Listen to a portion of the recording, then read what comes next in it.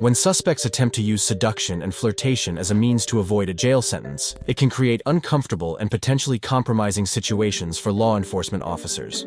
Here are 6 real-life examples of when suspects attempted to use seduction and flirtation with law enforcement officers. 18-year-old Skylar Fluss took boldness to a whole new level, even going as far as sharing a video with thousands of people, proudly boasting about how she managed to evade a DUI. I got out of a DUI and got let off with a warning. Skylar found herself pulled over by an officer who noticed her weaving on the road, indicating she might not be entirely sober. However, in her video, she asserts that she used her charm and quick thinking to outsmart the officer, ultimately receiving just a warning. I blew a 3.8 and he let me off with a f***ing warning and gave me his number and said we should meet for coffee or lunch. He was hot, so I'm getting lunch with him tomorrow. If her account were accurate, it would indeed put the officer in a precarious situation. Fortunately, the officer in question had the entire interaction captured on his body camera, and the footage presents a starkly contrasting narrative. Hello, my name's Deputy Stahl. I'm in the Jefferson County Sheriff's Office. I pulled you over because you're weaving a little bit back there. Where are you coming from? I was coming from my friend's house. I actually just got dumped. Okay. So I was like crying and like I'm really Okay. Were you on your phone and stuff too? I was trying to call him to get a hold of him because my heart hurts. Okay. So bad. Well, I'm just concerned that you were weaving because of alcohol, but if you're on your phone, have you been drinking or anything tonight? No? Okay. The deputy did provide Skylar with a card containing the sheriff's department's contact information. However, it lacked his personal number and certainly didn't come with an invitation to dinner. Sounds like you're having a rough night, so I'm not going to add to that by writing you a ticket or anything, okay? So I'm just going to give you a warning. It's not a big deal. I just want to make sure you're okay. You were weaving a little bit, and I just want to make sure you're okay to operate the motor vehicle, and I believe you are. So my information's right here on the front. The reason I stopped you here is on the back. Where we were headed, get there safely, and I'm sorry you're having a bad night. Yeah, I'm just right. Okay. No, you're fine. Yeah, no, you don't need to apologize. I mean, you were weaving a little bit with no traffic out. I just want to make sure you're okay. In Skylar's video, not only does she display appalling behavior by laughing and boasting about taking advantage of the officer's kindness, but she also falsely claims to have blown a 3.8 on the breathalyzer, even though she was never actually tested in the first place. The legal limit for blood alcohol concentration is typically around 0.08, which is already considered dangerous for driving. A reading of 3.8 would imply extreme intoxication, bordering on life-threatening, as a BS of 4.0 is associated with the risk of respiratory failure. However, it's important to note that Skylar's admission of being drunk underage was eventually corroborated by video evidence showing her consuming tequila directly from the bottle and exhibiting signs of intoxication at a party just hours before she was apprehended. When confronted with this evidence, Skylar confessed and acknowledged her actions. I ended up getting a little too intoxicated. I was taking shots all night and I decided to make the dumb decision to get into my car and drive. Skylar's admission that the officer never asked her out confirms that her claim was fabricated solely for the purpose of gaining attention on social media. Despite her confession, it appears that no additional action was taken against her or the officer who failed to conduct the necessary testing. If you thought Skylar's confidence in speaking to the police was impressive, you'll be amazed by our next 18-year-old girl. She was spotted weaving between lanes and discarding unknown items from her vehicle. The officers found this behavior highly suspicious and promptly pulled her over for a routine check. How's it going? Hi, sorry. What's up? You said you were coming from dancers? They were about to discover just how far some suspects would go to evade the law. The driver's explanation that she's a stripper at a bar called Dancers and was texting her boyfriend who was at home with her kids is her initial response to the officer's questions. However, the officers became suspicious due to her slightly slurred speech and glazed-over eyes, which indicated a potential issue with alcohol consumption. These observations would likely prompt the officers to investigate further to determine her sobriety and any potential DUI-related charges. What time did you get off with dancers? 11. 11? It's an hour and a half away. You got off at 11? It's 10:23 right now. Really? Oh. Did you have anything to drink while No, I'm 19. you're 19? I cannot drink at the strip club, nothing. Nothing? No. You sure? Don't get on my eyelashes, bro. The light will hurt your eyelashes? No, but they falling off. From the light? Given the officer's suspicions regarding the driver's potential alcohol consumption and her difficulty in recalling the time, it becomes increasingly likely that she may have consumed alcohol recently. To confirm her sobriety, the officers decide to ask her to step out of the vehicle and perform a series of sobriety tests. Well, hold on. We're gonna start. I'm cold. We're gonna start right here. All right. Do you wear any glasses or contacts? I do. You do? Are you wearing contacts right now? No. No? I'm Okay. cold. You're gonna. Let's just walk in a straight line and I'll be good. Well, that's not even. I haven't even told you the exercise that I'm doing yet. So you gotta. I'm cold. Okay. I mean, just give me 10 minutes of your time. Okay. Okay. We're fine. If we're in a straight line, what are you gonna do? Cop from? Hold on. I didn't tell you that's what we're gonna do yet. I know, but I know how the police is. These tests are designed to assess her level of impairment and determine whether she is fit to drive. In this girl, the search of her vehicle led to the discovery of multiple guns and a large stack of money. Y'all can check me. I don't care if y'all are male, bro. We got plenty of female officers around to do that. I'm good, bro. Check me. I don't care. I'm giving authorization to. I'm not gonna search you. Why not? I give you authorization to. Oh, I'm not gonna do that. Well, I like men. Come on, just search What's me. Which was thought to be tips from the bar where she worked as a stripper. Despite the challenges in determining her sobriety, she was charged with DUI and sentenced to 9 months of probation, even though she was underage. Now, in the next case, it appears that this girl opted for a different approach, attempting to manipulate and deceive the police officer in order to avoid potential consequences. Such actions can complicate the situation and may lead to more serious charges if discovered. Hello, how you doing? Officer, how to New Mexico State Police. Using for the stop. You're going 55 back there on MLK. 55? Yeah, 55. I was right behind you the whole time, and you just Honestly, booked it. I had a bad night. The girls that I thought that were my friends are not my friends. I'm sorry to hear that. Where are you coming from? Knockout. Knockouts? Officers are trained to remain vigilant and objective in their interactions to ensure the law is upheld. The combination of speeding significantly over the limit on a residential road and the mention of coming from a gentleman's club, knockouts, wearing a sparkly outfit, raises a number of concerns for the police officer. Speeding on a residential road poses a significant safety risk, and her attire and the club name might provide some context to her erratic driving. The officer would likely need to assess her sobriety and gather more information to determine the appropriate course of action in this situation. Okay. You have your license? Like, how are you gonna tell me you're my friend and then do some bullshit? Yeah. Here's my registration. I have Do you have a jacket or something that you could put on? what? Do you have a jacket or anything? A jacket? Yeah, like in the car? No, why? Because I'm gonna ask you to step out. That way we could talk out here. I don't have anything.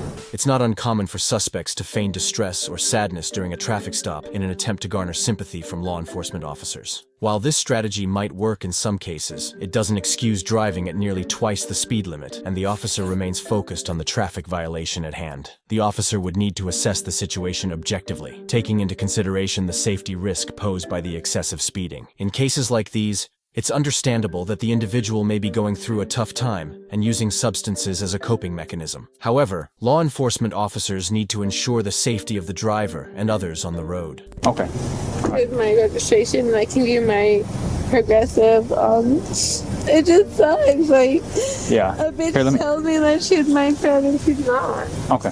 All right. Let's just go back over here. I'm moving next weekend, and my friend said that she's my friend, but she's not. Yeah. Could you stand up straight? Yeah. All right.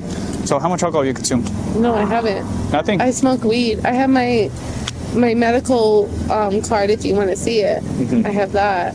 But I've been smoking because I'm mad. Yeah, you're mad. You know what I mean? Like, Okay. all the friends. Here, just try to calm down a little bit. So you say that you haven't consumed no alcohol. Just be honest with me. How much alcohol? Work at knockouts. Honestly, the way I feel is because the girl, she went behind my back and shit. You know what I mean? The admission of smoking marijuana and consuming alcohol, coupled with the difficulty focusing during sobriety tests, would be significant concerns for the officer. The officer's primary responsibility is to assess the driver's level of impairment and make decisions based on safety. Coping mechanisms aside, the potential influence of substances on one's ability to drive safely cannot be overlooked, and appropriate actions must be taken to address this issue. Failing all 3 sobriety tests is a significant indicator of impairment. It appears to have been a challenging night for the girl, but her safety and the safety of others on the road are of paramount concern. Just wait right here. I'm gonna move my unit back just a little bit, and I got 2 more tests to administer. You feel okay walking in those shoes? I mean, I'm just fucking upset. That's it. You're just upset. I'm just fucking upset. So, Miss Ramos, my main concern is just that you're safe to drive, okay? Obviously, you were I truly get it. traveling at a high rate of speed up. I have 3 kids. Okay. My baby daddy just died. I'm sorry to hear My that. best friend just said that it's just a lot. 1, 2, 1, 2. In this situation, the officer's decision to arrest her is a necessary step to address the issue of potential impairment and ensure the responsible application of the law. It appears that Kelly Barton's situation was already quite challenging. Crashing into a lamppost while transporting a special needs patient is a concerning incident, and when the police arrived to find her looking worse for wear, it likely added to the complexity of the situation. Kelly? Yes? How are you doing? Good. Kelly's admission that she had consumed too much alcohol that evening is a significant acknowledgement, and the security camera footage from the gas station provides concrete evidence of her involvement in the incident. Being behind the wheel while intoxicated and responsible for transporting a special needs patient is a serious matter, and it's not surprising that she's facing DUI and neglect charges. Attempting to flirt with officers at the station is a tactic that some individuals employ to try to influence the situation. Put your hands on. Do you want the light squad to check you, ma'am? Let them do what they gotta do. Come on, boys. How you feeling? Hey. I want the little young boys. Ask me how I'm feeling. Let the little young boys tell me. Let me tell you something. What I would do to you with your blue eyes. Well, let me check your blood sugar real quick. Look at him. I would do him in a way that he won't admit. Hey, look. He can look tough all he wants, right? Don't let me get him. However, it's important to note that officers are trained to remain professional and objective in their interactions, prioritizing their responsibilities and the law. While such behavior may occur, it is unlikely to change the outcome of the legal process or the charges Kelly is facing. Kelly is taken to the police station as part of the standard procedure for processing individuals facing DUI and neglect charges. At the station, the legal process will continue, including further assessments and potential actions regarding her case. In contrast, the outcome of Brooke Teague's interaction with the officer took a more intriguing turn. Brooke was pulled over after an officer observed her swerving on the road, a behavior that suggested she might either be intoxicated or in need of assistance. The officer promptly pulled her over, and what happened next was rather unexpected. Hey, I'm Officer Smith, Glenville Police Department. Nice to meet you, Mr. Smith. I've never heard that before in traffic stop. I appreciate that. Hey, so I'm just stopping you for improper lane use. Sorry, I was on the phone. You're on the phone? I'll be honest. Okay. Who are you on the phone with? My baby daddy. I'll show it to you, too. Okay. Yeah. Zachary? Yeah. How much do you have to drink tonight? Only 1 drink. Just 1 drink? Yep. Yes, Final sir. answer? Miller. A Miller Lite? Yes. I won't lie to you, a Miller Lite. That's all you've had? Yes, sir. You can ask Zachary. I don't really want to talk to Zachary. I know you don't, but I'm just saying. Okay. Within the first minute of their conversation, 2 things quickly became apparent. It was evident that Brooke had consumed more than 1 beer, and there was a noticeable rapport building between her and the officer. These aspects became even more pronounced as the video footage continued. I can smell it from across the car. She's like, I had 1 Miller Lite. There's no, I wanted to say, like, a Miller did that to you? Big Miller, 128 ounce Miller. It's like a bucket of Miller. All right, where we at on it? Awesome. Brooke? Yes. Teague. Am I saying the right? Teague? Yes. Like baseball league. Teague like baseball league. Yep. It helps people spell it because they never spell it correctly. Brooke was subsequently asked to perform sobriety tests, and these tests ended up taking significantly more time than initially expected. You're making me giggle, I'm sorry. It makes me giggle too, it's okay. Okay. I snore, I'm from Huntsville. We're supposed to be professional. I'm from Huntsville, it's not gonna make me snort.